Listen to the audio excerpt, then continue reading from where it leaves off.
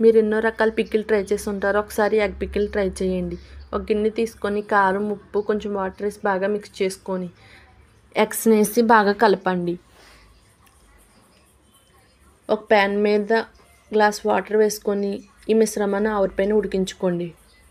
ఉడికిన తర్వాత పీసెస్లా కట్ చేసుకొని ప్యాన్ పెట్టుకొని ఆయిల్ వేసుకొని పీసెస్ మొత్తాన్ని బ్రౌన్ కలర్ వచ్చేంత వరకు ఫ్రై చేసుకోండి.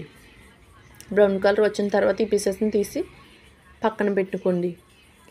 అల్లం వెల్లుల్లి పేస్టు, జీలకర్ర పొడి, ధనియాల పొడి, గరం మసాలా, సాల్ట్ వేసి అల్లం వెల్లుల్లి పేస్ట్ పచ్చివాసన పోయేంత వరకు ఫ్రై చేసుకోండి. స్టవ్ ఆపేసి కారం వేసుకొని బాగా కలుపుకొని ఈ పీసెస్ మొత్తాన్ని ఫ్రై చేసుకోండి. నిమ్మరసం వేసుకుంటే మన egg pickle ready. Thank you.